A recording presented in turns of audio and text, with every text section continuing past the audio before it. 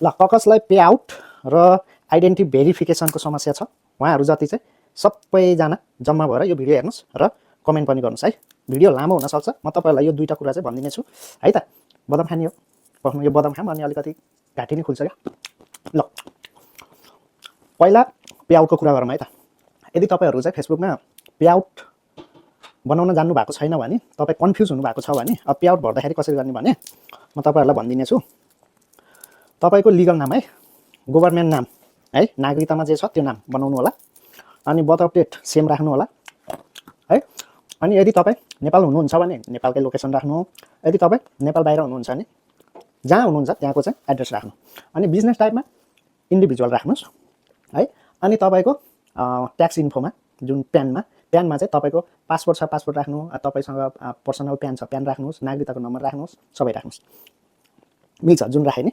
अनि भ्याटमा नो है त। र तपाईँले चाहिँ सेटअप पुरा गर्नुपर्छ। सेटअप पुरा अब तपाईँको ट्याक्स इन्फोमा 0 गर्नु होला। तपाईँ त्यहाँ सोध्ने छ तपाईँलाई, तपाईँ अमेरिकाको नागरिक हुनुहुन्छ या हुनुहुँदैन, नो गर्दै जानु होला। र केही बिग्रेको छ भने त्यहाँ राम्रोसँग पढ्नु होला, त्यहाँ फेरि चेन्ज गर्न पाइन्छ है। अनि भेरिफाई भइसकेपछि तपाईँको काम पुरा भयो। र तपाईँले चाहिँ प्रोफाइलमा काम गर्दै हुनुहुन्छ भने प्रोफाइलमा आफ्नो लिगल नाम राख्नुहोस्, एकदम राम्रो हो। अनि प्रोफाइलको डिटेलहरूमा पनि फोन नम्बरदेखि तपाईँको एड्रेसहरू राख्नु राम्रो हुन्छ। अब अर्को कुरा आइडेन्टिटी भेरिफिकेसन, यो किन आउँछ थाहा छ? तपाईँको यदि केही बिग्रेको छ अथवा तपाईँले चाहिँ पैसा कमाइराख्नु भएको छ र तपाईँ हो कि होइन भनेर कन्फर्म गर्नको लागि चाहिँ आइडेन्टिटी भेरिफिकेसनको अप्सन आउँछ। त्यहाँ भनेको तपाईँले कुन ब्याङ्क राख्नुभएको छ त्यसको स्टेटमेन्ट राख्नुहोस्। पेपल छ भने पेपलको स्टेटमेन्ट, अनि ब्याङ्कको भने ब्याङ्कको स्टेटमेन्ट है। अनि मोबाइल अनलाइनबाट चाहिँ तपाईँले पिडिएफ गर्नुभएको छ भने त्यसलाई स्क्रिनसट गर्नुहोस्।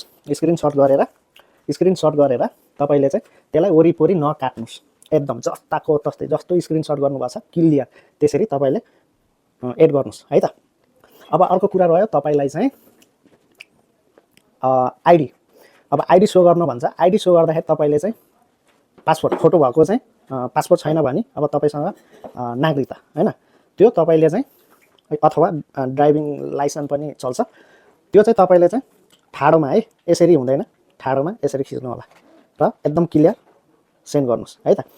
तपाईँको त्यहाँ तपाईँले चाहिँ फोटोबाट चाहिँ अपलोड गर्नुभयो भने पनि रिसिभ हुँदैन, तपाईँले सिधै डाइरेक्ट फोटो खिचेर चाहिँ पठाउनु पर्ने हुन्छ है त। यति भएपछि तपाईँको सक्सेसफुल भयो भने तपाईँले निर्धक्क तरिकाले चाहिँ पैसा रिसिभ गर्न सक्नुहुन्छ, बुझ्नुभयो। र बाँकी भिडियो चाहिँ म तपाईँहरूलाई चाहिँ दिँदै गरौँला।